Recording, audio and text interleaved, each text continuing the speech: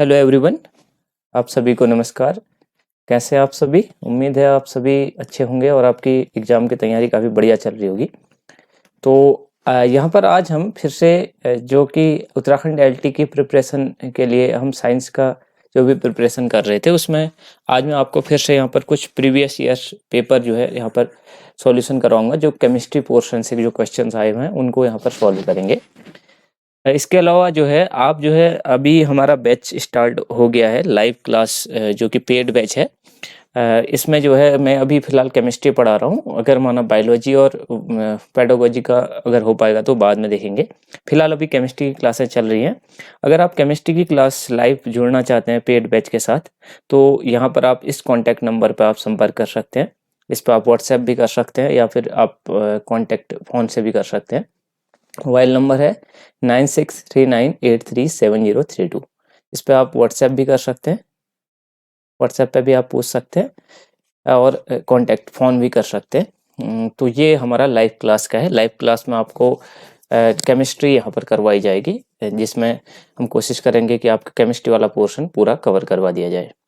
तो चलिए अब अपना आज का वीडियो शुरू करते हैं। तो हमारे जो क्वेश्चंस हैं वो केमिस्ट्री में आज हम फर्स्ट क्वेश्चन देखेंगे। पहला क्वेश्चन हमारा the molecule which shows both intra and intermolecular hydrogen bonding. देखिए इसमें से ये जो क्वेश्चन है वो यूकेपीएससी लेक्चरर में आ रखा है, मेंस जो एग्जाम हुआ था 2020 वाला। उसमें ये पूछ रहा है कि इनमें से 4 कंपाउंड दिए गए हैं, इनमें से किसमें इंट्रामोलिकुलर और इंटरमोलिकुलर हाइड्रोजन बॉन्डिंग दोनों होती है। सबसे पहले हमको एक चीज पता होनी चाहिए, जब भी हाइड्रोजन बॉन्डिंग होती है तो हाइड्रोजन बॉन्डिंग होने के लिए हमें 2-3 कंडीशनें देखनी पड़ती हैं। सबसे पहले आपका कोई इलेक्ट्रोनेगेटिव एटम होना चाहिए, जो कि फ्लोरीन, ऑक्सीजन और नाइट्रोजन में से होना चाहिए। इन तीनों में से आपको कोई ना कोई इलेक्ट्रोनेगेटिव एटम देखना चाहिए। फोन करके आप इसको याद कर सकते हैं, FON। ठीक है। और एक तो ये हो गया, और दूसरा हो गया इन्हीं टाइप के एटम से लगा हुआ हाइड्रोजन एटम होना चाहिए। लाइक फ्लोरीन से लगा हुआ हाइड्रोजन, लाइक ऑक्सीजन से लगा हुआ हाइड्रोजन और नाइट्रोजन से लगा हुआ हाइड्रोजन। ठीक है, इस टाइप का ग्रुप होना चाहिए। ये 2 टाइप के ग्रुप होने चाहिए। तीसरा, ये दोनों के दोनों ग्रुप क्या होने चाहिए? क्लोज होने चाहिए, क्योंकि हाइड्रोजन बॉन्ड बहुत वीक बॉन्ड होता है। तो जैसे-जैसे इन ग्रुप की दूरी बढ़ेगी तो बॉन्ड इतना अच्छे से बन नहीं पाता, बहुत ही वीक बॉन्ड बनता है। तो इस वजह से क्लोज होने चाहिए दोनों के दोनों ग्रुप, तभी हाइड्रोजन बॉन्ड एग्जिस्ट करता है। तो अब यहाँ पर अगर माना ये दोनों जो फंक्शनैलिटी है ये एक ही मॉलिक्यूल में होते हैं, एक ही मॉलिक्यूल के अंदर होते हैं। ठीक है, तो उस टाइप का बॉन्ड जो होता है, एक ही मॉलिक्यूल के अंदर हाइड्रोजन बॉन्ड बनता है, उसको बोलते हैं इंट्रामॉलिक्यूलर, उसको बोलते हैं इंट्रामॉलिक्यूलर हाइड्रोजन बॉन्ड। ठीक है, या अंतरा आणविक, इसको हिंदी में बोलते हैं अंतरा आणविक हाइड्रोजन बंध। ठीक है। अच्छा, अगर माना ये फंक्शनैलिटी एक मॉलिक्यूल में है और ये वाली फंक्शनैलिटी क्या है? दूसरे मॉलिक्यूल में है।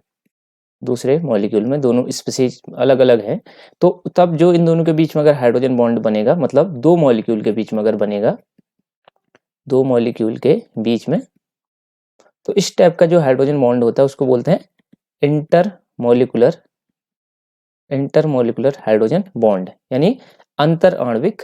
इसको हिंदी में बोलते हैं अंतर आणविक हाइड्रोजन बंध। ठीक है। तो अंतर आणविक कब है? जब 2 के बीच में हो रहा है, और अंतर आणविक एक ही मॉलिक्यूल के बीच में हाइड्रोजन बॉन्ड बन जा रहा है।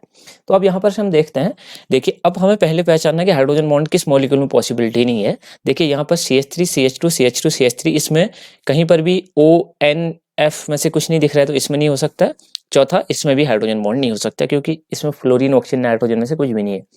अब हमारे पास 2 मॉलिक्यूल बचते हैं, यानी हमारा बी ऑप्शन और डी ऑप्शन नहीं हो सकता है। ए ऑप्शन में अगर हम देखें तो ए ऑप्शन में हमारा ऑक्सीजन से लगा हुआ हाइड्रोजन दिख गया हमको, ये हो गया। और दूसरा यहाँ पर NO2 है, अगर इसको आप ओपन करके लिखेंगे तो कुछ ऐसा दिखेगा, N डबल बॉन्ड O और O, इस टाइप से रहेगा, यानी हमें कहीं ना कहीं ऑक्सीजन भी दूसरा मिल गया। तो अब क्या होगा, इन दोनों के बीच में क्या होगा, यहाँ पर वैसे इस पे हाइड्रोजन पे पार्शियल पॉजिटिव चार्ज होता है और ऑक्सीजन पे पार्शियल नेगेटिव, और इस ऑक्सीजन पे पार्शियल नेगेटिव, तो प्लस माइनस के बीच में यहाँ पर बॉन्ड बनता है। ये हमारा यहाँ पर क्या बन गया? हाइड्रोजन बॉन्ड बन गया। ठीक है, हाइड्रोजन और इलेक्ट्रोनेगेटिव एटम के बीच में बनता है हाइड्रोजन बॉन्ड। तो हाइड्रोजन इलेक्ट्रोनेगेटिव एटम से जुड़ा हुआ जरूर होना चाहिए। तो हाइड्रोजन बॉन्ड यहाँ पर बन गया, और ये बॉन्ड कौन सा बना फिर? ये बना इंट्रामोलिकुलर। ठीक है, कैसा बना? इंट्रामोलिकुलर, मतलब अंतरा आणविक बना। अब अगर हम ये देखना चाहें कि एक मतलब इस मॉलिक्यूल के एक ही मॉलिक्यूल में तो हाइड्रोजन बॉन्ड बन गया इंट्रामोलिकुलर। ठीक है, अब ऐसा भी हो सकता है कि इसका कोई मॉलिक्यूल ऐसा भी हो जो इंट्रामोलिकुलर हाइड्रोजन बॉन्ड ना बनाता हो, मतलब ऐसे हो, और इसी टाइप की दूसरी स्पीशीज हमारा कुछ ऐसे हो, OH और NO2। तो हो सकता है कि इनके बीच में यहाँ पर ऐसे इसका OH वाला हाइड्रोजन और इसका NO2 वाला ऑक्सीजन, दो मॉलिक्यूल के बीच में भी हाइड्रोजन बॉन्ड यहाँ पर पॉसिबल हो सकता है। तो ये वाला कौन सा कहलाएगा? ये कहलाएगा इंटरमॉलिकुलर हाइड्रोजन बॉन्ड कहलाएगा, अंतरआण्विक हाइड्रोजन बॉन्ड है। ठीक है, तो इसमें हमारा पहला जो मॉलिक्यूल दिख रहा है ऑर्थोनाइट्रोफिनॉल, वो जो है उसमें इंट्रामोलिकुलर हाइड्रोजन बॉन्डिंग भी पॉसिबल है और इंटरमोलिकुलर हाइड्रोजन बॉन्डिंग भी पॉसिबल है। तो पहला ऑप्शन ए सही हो जाएगा। जो हमारा सी ऑप्शन है, इसमें एक ही मॉलिक्यूल के अंदर तो हाइड्रोजन बॉन्डिंग नहीं हो सकती, लेकिन दो मॉलिक्यूल के बीच में, अल्कोहल के मॉलिक्यूल के बीच में हो सकती है। यानी सी में केवल इंटरमोलिकुलर हाइड्रोजन बॉन्डिंग होगी दो मॉलिक्यूल के बीच में। तो हमारा ए ऑप्शन सही हो जाएगा इसका। नेक्स्ट क्वेश्चन है, the consider the following statement about the aromatic compound. अब इसमें देखिए एरोमेटिक कंपाउंड के लिए कुछ पॉइंट्स दिए गए हैं। आजकल ज्यादातर क्वेश्चन इसी टाइप से आते हैं, जो कि हमें 3-4 ऑप्शन दे देता है और वो पूछता है कि इनमें से कितने स्टेटमेंट सही है। तो पहला स्टेटमेंट है, देखिए एरोमेटिक कंपाउंड के लिए पहला कह रहा है दे कंटेन 6 पाई इलेक्ट्रॉन। दूसरा कह रहा है they have cyclic compounds, they are cyclic compounds containing circularly delocalized 4n+2 pi electron where n is integer. तीसरा कह रहा है they are undergo mainly electrophilic addition, और चौथा कह रहा है they contain high resonance energy. अब देखिए एक चीज ध्यान रखिएगा, जितने भी एरोमेटिक कंपाउंड होते हैं, एरोमेटिक कंपाउंड, इनको पहचानने के लिए हमारे पास एक रूल होता है जिसको बोलते हैं हकल्स रूल। ठीक है, हकल्स रूल। इसके अकॉर्डिंग हमें, अगर आपको हकल्स रूल ध्यान में रखना है तो आपको 3-4 बातें याद रखनी है। आपको CPC, ठीक है, 3 चीजें याद रखनी है। फिर उसके बाद CPC के बाद आपको एक रूल और याद रखना है, 4n+2। ठीक है, तो इसको कैसे आप समझेंगे? C मतलब होता है कंपाउंड कैसे होने चाहिए? साइक्लिक होने चाहिए। दूसरा P से मतलब कंपाउंड प्लेनर होना चाहिए। तीसरा C मतलब कंप्लीटली कंजुगेटेड होना चाहिए, कंप्लीटली कंजुगेटेड होना चाहिए। ठीक है, कंप्लीटली कैसा होना चाहिए? कंजुगेटेड होना चाहिए। अभी इनका मीनिंग मैं बताता हूँ। और चौथा 4n+2 रूल, इसने क्या करना चाहिए? फॉलो करना चाहिए। और 4n+2 बराबर होता है इसका formula number of delocalized electron, delocalized electron. अब इसका मीनिंग क्या है समझना। देखिए सबसे पहले मैं एक सिंपल उदाहरण के द्वारा आपको समझाता हूँ कि जैसे माना हमारा बेंजीन है, बेंजीन में जो बॉन्ड आपको दिख रहे हैं, एक तो सिग्मा बॉन्ड है, सिंगल बॉन्ड है, दूसरा पाई बॉन्ड है। ठीक है, ये अंदर वाले जो बॉन्ड हैं, ये वाले, ये पाई बॉन्ड है, और जो बाहर वाले बॉन्ड है वो सिग्मा बॉन्ड है। तो आपको एक चीज ध्यान रखनी है कि सिग्मा बॉन्ड मतलब डिलोकलाइज नहीं होते हैं, एक ही जगह पर रहते हैं, उनको लोकलाइज केमिकल बॉन्ड कहते हैं। जबकि लोन पेयर ऑफ इलेक्ट्रॉन या फिर पाई बॉन्ड के इलेक्ट्रॉन एक जगह से दूसरी जगह जा सकते हैं। तो यहाँ पर पहली चीज, कंपाउंड बेंजीन में देखें तो एक साइकिल के फॉर्म में है, कंप्लीटली बंद है, तो इसको साइक्लिक है, सही है। दूसरा प्लेनर है, प्लेनर को पहचानने के लिए आपको ध्यान रखना पड़ेगा, जो कंपाउंड है उसमें कार्बन या फिर जो भी एटम होंगे उनका हाइब्रिडाइजेशन कैसा होना चाहिए? sp2 होना चाहिए। तो आप हाइब्रिडाइजेशन कैसे पहचानते हैं? नंबर ऑफ सिग्मा बॉन्ड अगर आप यहाँ पर काउंट करेंगे तो एक बॉन्ड, प्रत्येक कार्बन पे एक बॉन्ड, दूसरा सिग्मा बॉन्ड और तीसरा सिग्मा बॉन्ड, हाइड्रोजन को बॉन्ड को मिला करके 3 बॉन्ड हैं। तो 3 सिग्मा बॉन्ड पे हाइब्रिडाइजेशन आता है sp2। 3 जब भी बॉन्ड होंगे तो sp2, 2 अगर आता है यहाँ पर काउंट करने पर तो sp हाइब्रिडाइजेशन होता, 4 आता तो sp3 होता। ऐसे आप पहचान लेंगे। तो या तो sp2 हाइब्रिडाइजेशन हो इस साइक्लिक कंपाउंड के अंदर कार्बन का या फिर अदर एटम जो भी होंगे, या फिर दूसरा कैसा होना चाहिए? साइक्लिक ना होगा तो फिर सॉरी, दूसरा क्या हाइब्रिडाइजेशन हो सकता है? sp हाइब्रिडाइजेशन भी हो सकता है। तो अब यहाँ पर हमें sp2 हाइब्रिडाइजेशन दिख रहा है, तो इसका मतलब ये कैसा है? प्लेनर भी है। ठीक है, प्लेनर भी है, ऐसे ही पहचानना होता है हमको। मतलब डबल बॉन्ड अगर कहीं पर लगा होगा ऐसे, तो आप sp2 हाइब्रिडाइजेशन पहचान सकते हैं। तीसरा कंप्लीटली कंजुगेटेड है। कंप्लीटली कंजुगेटेड मतलब double bond single bond, double bond single bond, double bond single bond, double bond. अगर अल्टरनेट सिंगल डबल बॉन्ड होते हैं तो उसको बोलते हैं कंप्लीटली कंजुगेटेड। ठीक है, कंप्लीटली कंजुगेटेड। तो बेंजीन तीनों पहली कंडीशंस को फॉलो कर रहा है। चौथा हमारे पास फॉर्मूला है 4n+2 is equal to number of delocalized electron. तो आप यहाँ पर number of delocalized electron count करेंगे तो एक बॉन्ड पे यहाँ पर 2 इलेक्ट्रॉन है, पाई बॉन्ड पे यहाँ पर भी 2 हैं और यहाँ पर भी 2 हैं, यानी कितना हो जाएगा 6 पाई इलेक्ट्रॉन हो जाएंगे। यहाँ पर n की वैल्यू इंटीजर आनी चाहिए, तो अगर आप यहाँ पर 4n इक्वल टू करोगे तो 2 साइड जाएगा तो 4 हो जाएगा ये, और n इक्वल टू आ जाएगा 4/4, यानी क्या आ जाएगा 1, यानी इंटीजर आ गया। तो इसका मतलब ये जो है हमारा हकल रूल को फॉलो कर रहा है और ये एक एरोमेटिक कंपाउंड है, ठीक है। तो अब आप यहाँ पर ध्यान रखेंगे कि अब हम यहाँ पर देखिए, अब लेकिन ऐसा देखिए फर्स्ट जो कह रहा है condition, they contain 6 pi electron, तो अब ऐसा जरूरी नहीं कि 6 पाई इलेक्ट्रॉन वाले कंपाउंड ही क्या होते हैं एरोमेटिक होते हैं। जैसे बेंजीन है, बेंजीन की तरह अगर नेफ्थलीन अगर आप देखोगे वो ऐसा होता है, उसमें 2 बेंजीन रिंग लगी रहती है, ऐसे एक रिंग है, दूसरी है, इसमें भी single bond double bond single bond single bond double bond single bond double bond single bond double bond. ये भी क्या होता है, नेफ्थलीन भी कैसा होता है हमारा एरोमेटिक कंपाउंड होता है, ठीक है। ये भी सारी कंडीशंस को फॉलो करता है जैसे बेंजीन फॉलो कर रहा है। साइक्लिक भी होता है, प्लेनर भी होता है, कंजुगेटेड भी होता है। और 4n+2 अगर हम यहाँ पर कैलकुलेट करें तो यहाँ पर देखिए पाई इलेक्ट्रॉन कितने हैं, 2 2 4 2 6 2 8 2 10, तो 10 करोगे तो 4n इक्वल टू कितना हो जाएगा, 2 साइड जाएगा तो 10 में से 2 जाएगा 8 हो जाएगा, n इक्वल टू 8/4, यानी कितना हो जाएगा 2 हो जाएगा, इंटीजर आ रहा है तो इसका मतलब ये फॉलो कर रहा है हकल रूल को। तो पहली कंडीशन अगर हम देखें एरोमेटिक कंपाउंड के लिए, दे कंटेन 6 पाई इलेक्ट्रॉन, ऐसा जरूरी नहीं है 6 पाई इलेक्ट्रॉन हो, यहाँ पर क्या हो सकते हैं, हम अगर नेफ्थलीन को देखें तो 10 पाई इलेक्ट्रॉन वाला कंपाउंड भी एरोमेटिक है, तो पहला ऑप्शन गलत हो जाएगा। 6 पाई इलेक्ट्रॉन भी हो सकते हैं, 6 से ज्यादा 10 भी हो सकते हैं, ऐसे आगे को और भी हो सकते 14 भी हो सकते हैं। अगला हमारे पास है they are cyclic compound containing circularly delocalized 4n+2 pi electron when any integer. ये कंडीशन बिल्कुल सही है, इनके पास क्या होने चाहिए साइक्लिक कंपाउंड होने चाहिए और इनके पास डिलोकेलाइड क्या होने चाहिए 4n+2 पाई इलेक्ट्रॉन होना चाहिए और n इंटीजर आना चाहिए। तीसरा कंडीशन है they undergo mainly electrophilic addition. देखिए अब इलेक्ट्रोफिलिक एडिशन क्या होता है, जब भी किसी भी डबल बॉन्ड में क्या होता है, कोई डबल बॉन्ड ब्रेक होकर के यहाँ पर कुछ जुड़ जाता, जैसे माना HCl अगर हम यहाँ पर जोड़ते तो ये डबल बॉन्ड ब्रेक हो जाता और इधर पे H जुड़ जाता, यहाँ पर Cl जुड़ जाता। इस टाइप के रिएक्शन को एडिशन रिएक्शन कहते हैं।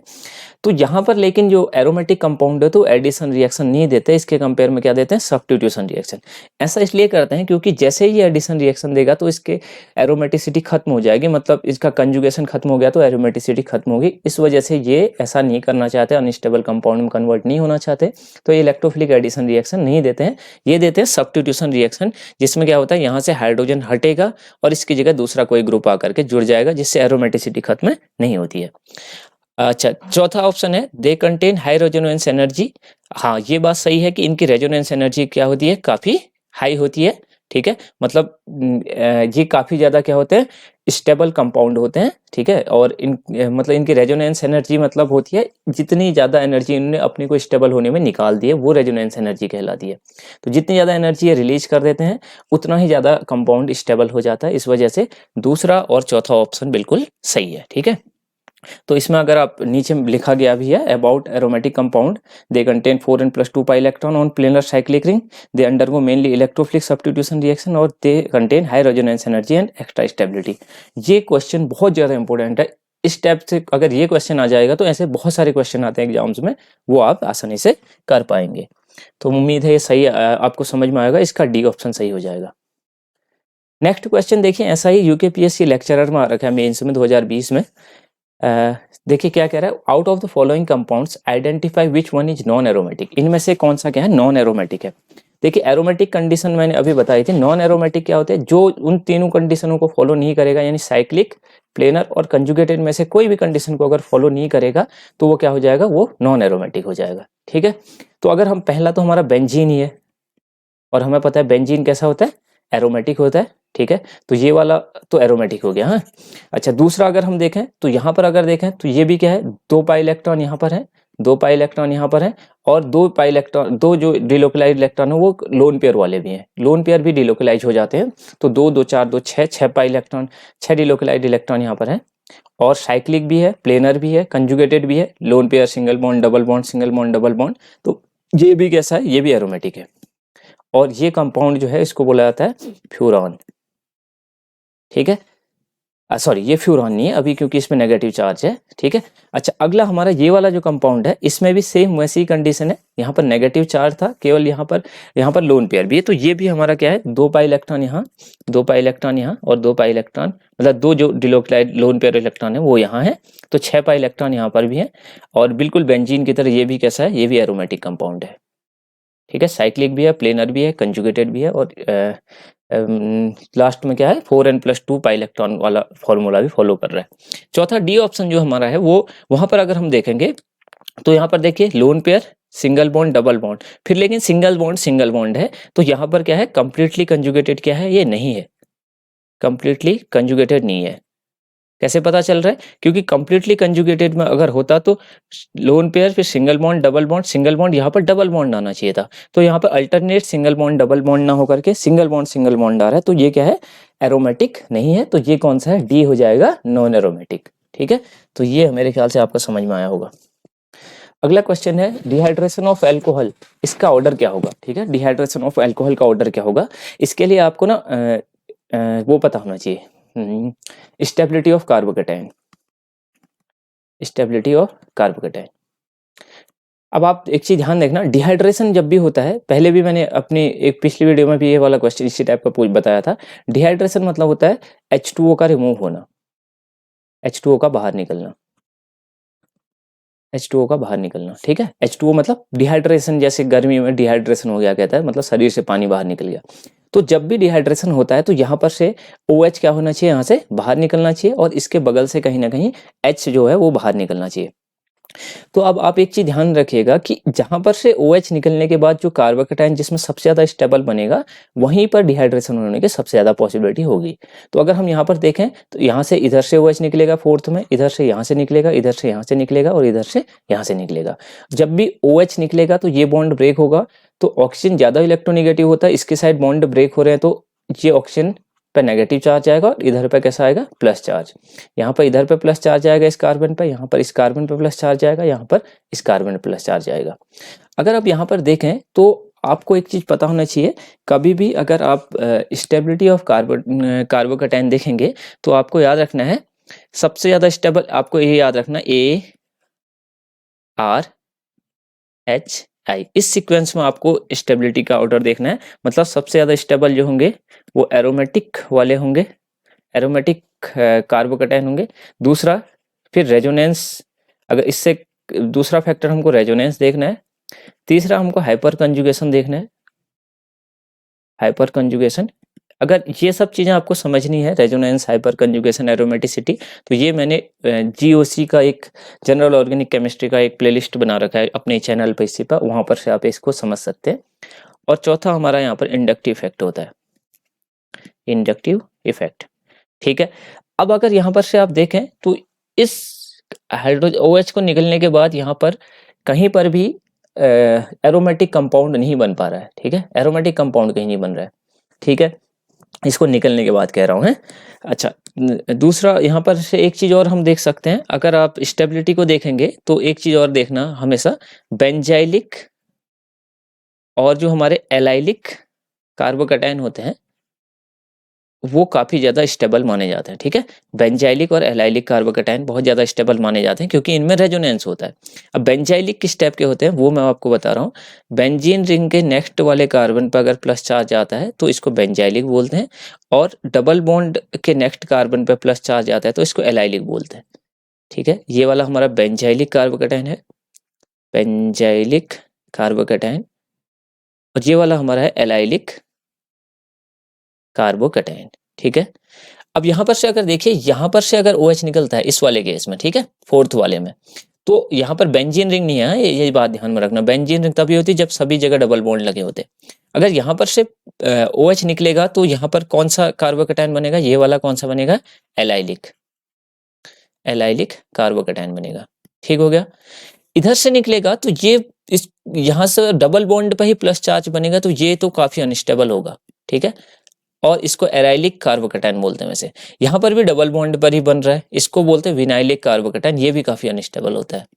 डबल बॉन्डेड, अगर बेंजीन रिंग के डबल बॉन्डेड कार्बन पे अगर प्लस चार्ज बनता है तो इस टाइप के कार्बोकेटाइन को बोलते हैं कौन सा, एराइलिक, ठीक है, काफी ज्यादा अनस्टेबल होता है एराइलिक। और अगर डबल बॉन्ड पे ही बने, बेंजीन रिंग ना हो, खाली डबल बॉन्ड पे बने, तो इसको बोलते हैं कौन सा, इसको बोलते हैं वो विनाइलिक, ठीक है, इसको बोलते हैं विनाइलिक। ये भी काफी अनस्टेबल होता है। अच्छा, अगर हम यहाँ पर ऑर्डर देखें तो यहाँ पर ये वाला सिंपल टाइप का कार्बोकेटायन है जिसको एल्काइल कार्बोकेटायन भी बोलते हैं, ठीक है, ये वाला, ये भी फिर भी थोड़ा इनसे स्टेबल है। तो अगर हम ऑर्डर देखें तो सबसे ज्यादा स्टेबल हमारा फोर्थ हो जाएगा, फोर्थ वाला सबसे ज्यादा स्टेबल होगा। उससे कम हमारा जो स्टेबल होगा वो फर्स्ट वाला हो जाएगा। अब ये जो है ये दोनों काफी ज्यादा अनस्टेबल होंगे, इनमें से विनाइलिक वाला थोड़ा सा फिर भी स्टेबल हो सकता है, और सबसे कम स्टेबल होगा थर्ड वाला यानी एराइलिक वाला। तो ऐसा अगर आपको कहीं ऑप्शन दिख रहा है तो सी में दिख रहा है, सी वाला सही आंसर हो जाएगा। यहाँ पर एलाइलिक वाला रेजोनेंस की वजह से plus charge single bond double bond, यहाँ पर रेजोनेंस होने की वजह से ज़्यादा स्टेबल है। और एल्काइल वाला जो स्टेबल है वो किस वजह से, हाइपर कंजुगेशन या इंडक्टिव इफेक्ट भी कह सकते हो। प्लस चार्ज के बगल में यहाँ पर इलेक्ट्रॉन देने वाले ग्रुप है ऐसे, तो इसको स्टेबलाइज करेंगे। और विनाइलिक और एराइलिक हमेशा अनस्टेबल होते हैं, तो इस बात को आप ध्यान में रखिएगा। तो ये हमारा नेक्स्ट क्वेश्चन का आंसर सी हो जाएगा।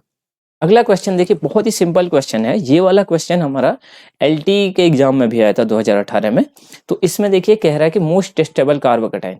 तो कार्बोकेटाइन सबसे ज्यादा स्टेबल कौन सा होगा, इस चीज के लिए आपको ध्यान में रखना होगा। कार्बोकेटाइन पे क्योंकि प्लस चार्ज है तो इस पर इलेक्ट्रॉन की कमी रहती है, तो इसमें जितने ज्यादा इलेक्ट्रॉन देने वाले ग्रुप होंगे उतना ज्यादा इसको स्टेबलाइज करेंगे। मतलब प्लस चार्ज वाला गरीब आदमी है, गरीब आदमी, ठीक है। अब गरीब आदमी को क्या चाहिए, इसको चाहिए पैसा या रुपया, जो भी बोल सकते हो आप। अब इसको अगर कोई पैसा देगा तो ये क्या हो जाएगा, इसकी स्थिति थोड़ा सुधर जाएगी, गरीब आदमी को अच्छा लगेगा। अगर यहाँ पर CH3 देखे तो ये तो गरीब आदमी है, इसको कोई भी इधर से दान देने वाला कोई नहीं है। दूसरा अगर हम यहाँ पर देखें तो इस CH2 पे प्लस चार्ज है, एक आदमी दे रहा है यहाँ से, CH3 का है इलेक्ट्रॉन देने वाला ग्रुप और ये इंडक्टिव इफेक्ट के थ्रू देता है, तो एक आदमी ने यहाँ पर दिया, ठीक है, एक देने वाला ग्रुप है, तो थोड़ा बहुत इसको कुछ ठीक ठाक महसूस होगा। यहाँ पर से एक ने मदद की, यहाँ दो ने मदद कर दी, तो ये थोड़ा और ज्यादा इसकी स्टेबिलिटी बढ़ जाएगी। यहाँ पर 1 2 और 3 तीन तीन लोग यहाँ से मदद कर रहे हैं, हेल्प कर रहे हैं इसकी, तो इस पर इलेक्ट्रॉनों की बहुत बढ़िया अमाउंट हो जाएगी, मतलब इसकी कमी दूर हो जाएगी। तो सबसे ज्यादा स्टेबल कार्बोकेटाइन हो जाएगा डी, क्योंकि इसमें तीन तीन हमारे कौन से कैसे ग्रुप लगे हुए हैं, प्लस इफेक्टिंग या इनको बोल सकते हैं हम हाइपर कंजुगेटिंग ग्रुप भी लगे हुए हैं, ठीक है। ये दोनों के दोनों इफेक्ट के थ्रू इलेक्ट्रॉन देता है, तो इसका डी ऑप्शन हो जाएगा। जितने ज्यादा कार्बोकेटाइन को इलेक्ट्रॉन देने वाले ग्रुप लगे होंगे उतना ज्यादा वो स्टेबल होता है, तो डी ऑप्शन इसका सही हो जाएगा। हाँ, अच्छा अगला क्वेश्चन देखिए, कंसीडर द फॉलोइंग कार्बोकेटाइंस, इनकी स्टेबिलिटी का ऑर्डर देखिए। अब यहाँ पर आप मेरे ख्याल से बहुत आसानी से कर पाएंगे। अभी मैंने बताया था एक रूल ARHI, जब भी कार्बोकेटाइन को आपको देखना है सबसे पहले एरोमेटिसिटी देखनी है, दूसरा फिर रेजोनेंस देखना है, तीसरा आपको देखना है क्या, हाइपर कंजुगेशन। हाइपर कंजुगेशन को आप सिंपली देख सकते हैं कि कहीं पर भी कार्बन प्लस है और उसके बगल में CH3 टाइप के कोई ग्रुप लग रखे हैं या CH2 टाइप का, तो वहां पर हाइपर कंजुगेशन होता है। जैसे यहाँ पर कार्बन पर प्लस है इस केस में, इसके बगल में CH3 ग्रुप लग रखा है, तो हाइड्रोजन अपने इलेक्ट्रॉन यहाँ पर देता है। और सबसे लास्ट में यहाँ पर कौन सा इफेक्ट है, इंडक्टिव इफेक्ट। अगर आप इसका ऑर्डर आप खुद भी बना सकते हैं, उम्मीद है आप इसको ट्राई जरूर करेंगे, ठीक है।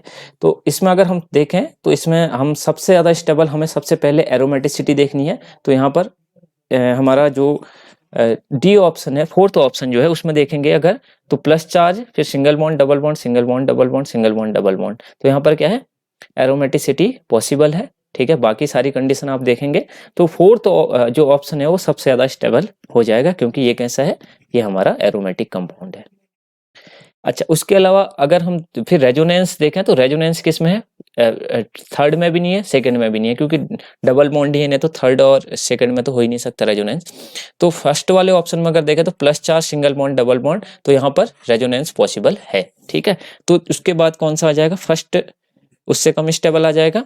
अगर हम सेकंड और थर्ड में देखें तो इन दोनों के इसमें CF3 जो है फ्लोरीन कैसा ग्रुप होता है, इलेक्ट्रोनेगेटिव ग्रुप, तो ये क्या कर रहा है, गरीब आदमी से कार्बन पे प्लस पे वैसे ही इलेक्ट्रॉनिक कमी थी, पैसे की वैसी ही कमी थी, CF3 ने और खींच दिया, क्योंकि इलेक्ट्रोनेगेटिव एटम है तो और खींचेगा इलेक्ट्रॉन अपनी तरफ। तो मतलब किसी आदमी के पास पहले से ही गरीबी थी और उससे और ज़्यादा इलेक्ट्रॉन खींच लिए तो उसके पास और गरीबी होगी, मतलब थर्ड वाले की स्टेबिलिटी तो सबसे कम हो जाएगी। और अगर सेकंड में देखें तो इस पे कम से कम मदद तो कर रहे हैं CH3, हालांकि CH3 ग्रुप की देने की कैपेसिटी उतनी ज़्यादा नहीं है, लेकिन फिर भी ये इलेक्ट्रॉन दे रहा है, ठीक है। पाई बॉन्डेड इलेक्ट्रॉन बहुत ज़्यादा देने की पावर होती है, जहाँ पर जैसे CH2 डबल बॉन्ड से इलेक्ट्रॉन जा रहे हैं तो वो बहुत ज़्यादा आते हैं, जबकि CH3 थोड़ा कम देता है। तो यहाँ पर जो सेकंड है उसकी स्टेबिलिटी थर्ड से थोड़ा सा ज़्यादा होगी, तो इसका आंसर जो हो जाएगा वो डी ऑप्शन हमारा सही हो जाएगा। फोर्थ सबसे ज़्यादा स्टेबल, उससे कम फर्स्ट, उससे कम सेकंड, उससे कम थर्ड। आप अगर एक बार मेरी जनरल और केमिस्ट्री की वीडियो देख के आएंगे तो ये सारे क्वेश्चन आपको बहुत आसानी से हो जाएंगे। और अगर आप ज़्यादा चीज़ें सीखना चाहते हैं तो हमारे बैच के साथ भी आप जुड़ सकते हैं। हमारा अगला क्वेश्चन है the absolute configuration of A molecule changes during which of the following reaction. ये हमारा रिएक्शन मैकेनिज्म का क्वेश्चन है। इसमें क्या कह रहे हैं कि किस रिएक्शन में हमारा मॉलिक्यूल का जो कॉन्फ़िगरेशन होता है वो बदल जाता है, तो वो रिएक्शन होती है SN2 रिएक्शन, ठीक है। SN2 रिएक्शन में क्या होता है, बैक साइड अटैक होता है, बैक साइड अटैक। जो रिएक्शन मैकेनिज्म में हमने बहुत सारी रिएक्शंस पढ़ी थी, SN1 SN2, तो वो भी आप देखेंगे तो आपको समझ में आ जाएगा। ये हमारे स्टेप से रिएक्शन होती है। जैसे माना मेरे पास कोई मॉलिक्यूल है C, अभी मैं सिंपल टाइप का मॉलिक्यूल बना के दिखाता हूँ, CH, इधर पर Cl है, और यहाँ पर से अगर कोई न्यूक्लियोफाइल अटैक करता है OH, और ये बैक साइड से पीछे से अटैक करता है, तो यहाँ से क्लोरीन क्या हो जाता है, बाहर निकल जाता है, और जिस साइड क्लोरीन लगा था उसके अपोजिट साइड में क्या होता है, OH आकर के जुड़ जाता है ऐसे। तो इधर पर से बैक साइड से OH जुड़ेगा तो क्या हो जाएगा, इसका कॉन्फ़िगरेशन चेंज हो गया, मतलब पहले जिस साइड क्लोरीन लगा था अब उसके जस्ट उल्टी साइड क्या लग गया, आने वाला ग्रुप OH। तो इस टाइप का जो कॉन्फ़िगरेशन बदलता है वो किस में होता है, SN2 रिएक्शन में होता है, ठीक है। अच्छा, अगला क्वेश्चन है out of the following select the most unstable cycloalkane. जो हमारे साइक्लोएल्केन होते हैं वो हमारे जो होते हैं वो साइक्लोप्रोपेन और साइक्लोब्यूटेन और साइक्लोपेंटेन और साइक्लोहेक्सेन। जनरली यही ज़्यादातर हमारे साइक्लोएल्केन पाए जाते हैं। साइक्लोप्रोपेन में 3 मेंबर रिंग होती है, और साइक्लोब्यूटेन में 4 मेंबर रिंग होती है, साइक्लोपेंटेन में 5 मेंबर रिंग होती है, और साइक्लोहेक्सेन में 6 मेंबर रिंग होती है, ठीक है। अब जो है इन सभी में जो है सबसे ज़्यादा स्टेबल जो होता है वो कौन सा होता है, साइक्लोहेक्सेन, ठीक है। साइक्लोहेक्सेन क्या होता है इन सभी में सबसे ज़्यादा स्टेबल होता है, ठीक है। अब सबसे कम स्टेबल कौन सा होगा बोल रहा है, ठीक है। सबसे कम स्टेबल जो होता है वो कौन सा होता है, साइक्लोप्रोपेन। इसके पीछे कारण होता है, साइक्लोप्रोपेन में ये जो अंदर का एंगल होता है ना वो बहुत ही कम होता है, ठीक है। कितना, 60 डिग्री का एंगल होता है, जिसकी वजह से इसके अंदर बहुत ज़्यादा स्ट्रेन डेवलप होता है, ठीक है। मतलब अगर आप ये समझिए कि एक सिंपल टाइप के बॉन्ड थे, जैसे माना CH3 CH2 ऐसे कोई मॉलिक्यूल था, इसके बॉन्ड को जबरदस्ती रोटेट करके ऐसे बंद कर दिया जाए तो क्या होगा, उनमें बहुत ज़्यादा स्ट्रेन होगा। अब अगर माना जितनी बड़ी रिंग होगी उनमें उतना कम स्ट्रेन होता है, तो सबसे ज़्यादा स्ट्रेन जो होता है साइक्लोप्रोपेन में होता है, क्योंकि इसके अंदर में 60 डिग्री का एंगल होता है, जबकि साइक्लोब्यूटेन में 90 डिग्री का एंगल होता है, तो इससे ज़्यादा स्टेबल साइक्लोब्यूटेन होता है। तो सबसे कम स्टेबल मोस्ट अनस्टेबल कौन सा साइक्लो एल्केन होगा, साइक्लोप्रोपेन होगा, ठीक है। ये भी लेक्चरर के एग्जाम में आया हुआ है। नेक्स्ट क्वेश्चन है benzene ring activator groups are. ये भी सब लेक्चरर के एग्जाम के क्वेश्चन है।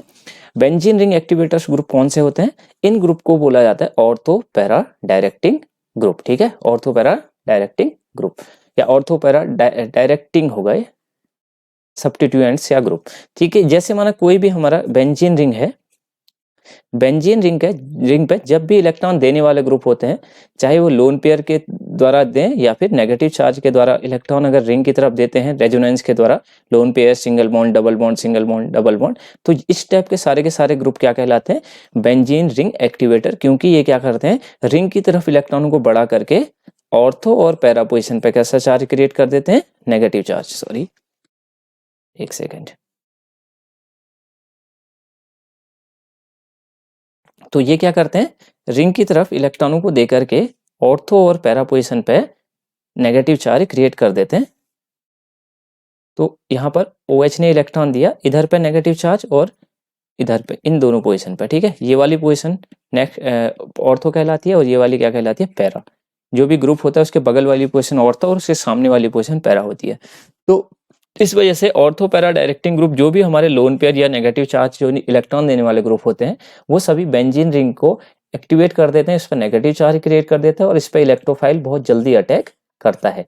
तो इस टाइप के जो ग्रुप होते हैं उनको ऑर्थो पैरा डायरेक्टिंग ग्रुप कहते हैं। ज्यादातर ये लोन पेयर और नेगेटिव चार्ज कंटेनिंग ग्रुप होते हैं। अगला क्वेश्चन है, which one of the following alcohol does not react with Na2Cr2 /H2SO4। जो हमारा यहाँ पर कौन सा कंपाउंड है जो हमारा क्या करता है, सोडियम क्रोमेट के साथ और सल्फ्यूरिक एसिड के साथ जो है रिएक्ट नहीं करता है, ठीक है। ये हमारा क्वेश्चन है, ठीक है। तो इसमें से ये जो कंपाउंड है Na2Cr2, ठीक है, ये क्या होता है हमारा, ये हमारा है ऑक्सीडाइजिंग एजेंट, ऑक्सीडाइजिंग एजेंट, ठीक है। और H2SO4 के साथ जब भी इसको दिया जाता है तो ऑक्सीडाइजिंग एजेंट की तरह काम करता है। H2SO4 का काम ही H2O को हटाना होता है वैसे। तो ये क्या करता है हमारा, जनरली इसके साथ सोडियम क्रोमेट जब भी आपको दिया होगा तो आपको ध्यान में रखना ये ऑक्सीडेशन करता है। तो अगर ऑक्सीडेशन होने की सबसे ज़्यादा पॉसिबिलिटी होती है जब क्या होता है, जिस भी कार्बन पे OH लगा हुआ है, ठीक है, अल्कोहल का ऑक्सीडेशन अगर हो रहा है तो इस कार्बन पे हाइड्रोजन होना चाहिए, तभी हाइड्रोजन रिमूव होता है तो ऑक्सीडेशन होता है। ऑक्सीडेशन का रिमूव होना ही क्या कहलाता है, सॉरी, हाइड्रोजन का रिमूव होना ही क्या कहलाता है, ऑक्सीडेशन। अब अगर फर्स्ट ऑप्शन में आप देखेंगे CH3 CH3 CH3, तो जो कार्बन जिससे OH लग रखा है इस पर कोई हाइड्रोजन है ही नहीं, तो इस हाइड्रोजन है ही नहीं तो इसका ऑक्सीडेशन पॉसिबल नहीं है, ठीक है। तो इस वजह से इसका ऑक्सीडेशन नहीं होगा, यानी ए वाले का ऑक्सीडेशन बहुत ही कम पॉसिबल है, यानी 3 डिग्री जो अल्कोहल होंगे उसका ऑक्सीडेशन इतनी आसानी से नहीं होता है। जबकि अगर अदर में देखेंगे, जो हमारा बी ऑप्शन है CH3 C CH3, इस पे H और OH, तो इसमें क्या होगा, इस वाले कार्बन से यहाँ से भी हाइड्रोजन निकलेगा, यहाँ से हाइड्रोजन निकलेगा तो H2 निकल जाएगा, तो यहाँ पर डबल बॉन्ड O बन जाएगा, यानी इसका ऑक्सीडेशन हो जाएगा CH3 CH3 और C डबल बॉन्ड O, यानी एक कीटोन बन जाएगा। जबकि अगर हम सी ऑप्शन में जाएं तो यहाँ से CH3 C H H और OH, यहाँ पर से तो इधर से तो हाइड्रोजन निकलेगा ही, यहाँ पर यहाँ से भी निकल सकता है, यहाँ से भी निकल सकता है। तो अगर इधर से हम निकाल देते हैं इन दोनों को तो ये CH3 C double bond OH यानी एल्डिहाइड बन जाएगा। तो सबसे ज़्यादा जो ऑक्सीडेशन होने की कैपेसिटी होती है 1 डिग्री अल्कोहल की होती है, उससे कम 2 डिग्री और सबसे कम होती है 3 डिग्री अल्कोहल की। तो इसमें से ए ऑप्शन सही हो जाएगा, जिसका ऑक्सीडेशन बहुत ही कम पॉसिबल है, यानी वो सोडियम क्रोमेट और H2SO4 के साथ रिएक्ट नहीं करना चाहेगा। ये भी हमारा UKPSC लेक्चरर का क्वेश्चन है। अगला क्वेश्चन है, the reactivity of alcohol towards sodium decreases in the following order.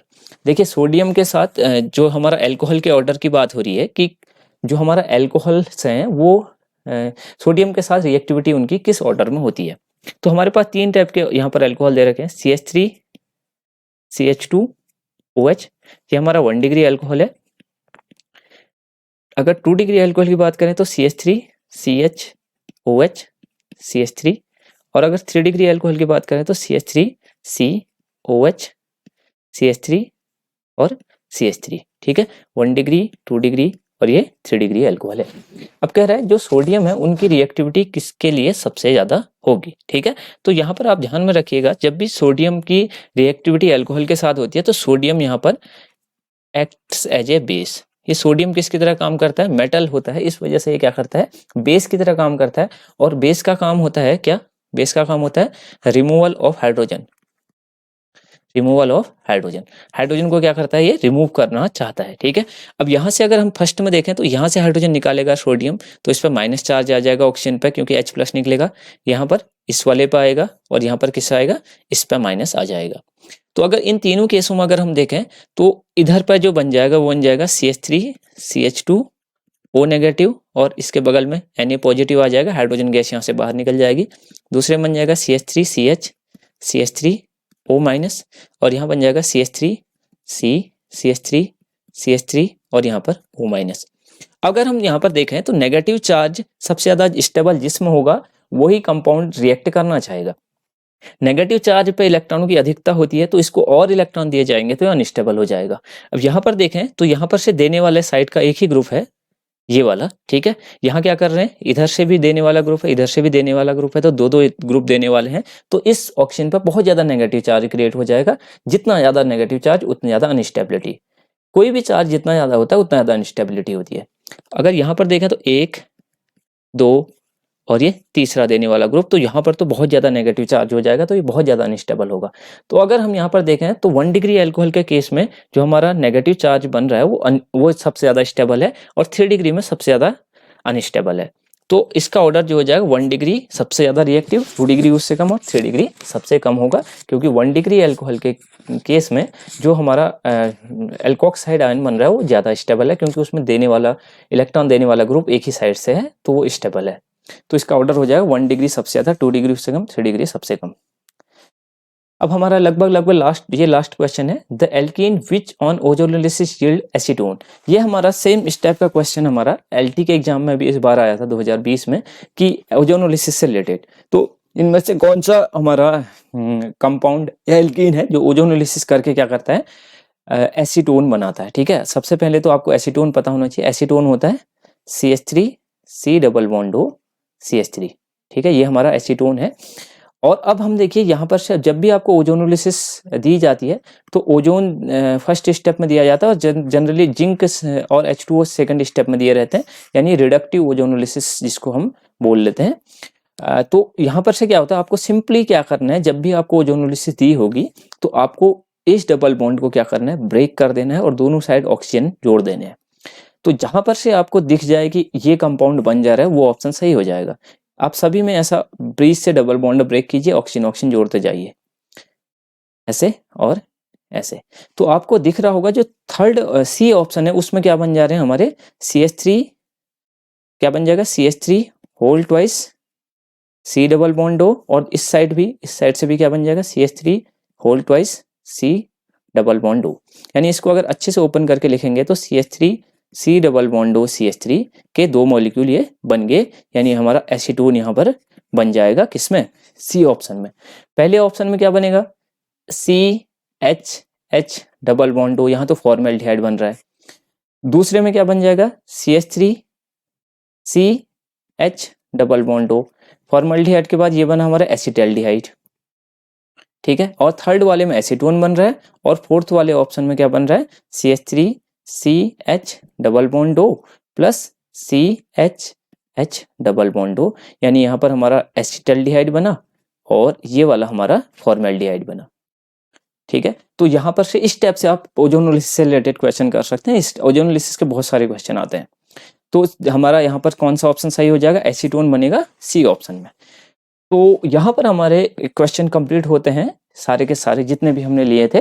और ये जो सारे क्वेश्चन थे लगभग general organic chemistry, reaction mechanism और रिएजेंट से रिलेटेड थे, जो कि ज़्यादातर हमारे ऑर्गेनिक केमिस्ट्री में ज़्यादातर पूछा जाता है इनसे क्वेश्चन। तो उम्मीद है आपको ये क्वेश्चन समझ में आए होंगे। अगर आपको नहीं समझ में आता या कुछ भी डाउट रहता है तो आप कमेंट करके भी पूछ सकते हैं। और एक बार दोबारा से अगर कहीं पर आपको दिक्कत होती है दोबारा आपसे वीडियो वॉच कर सकते हैं। तो आज की वीडियो में हम इतना ही करेंगे।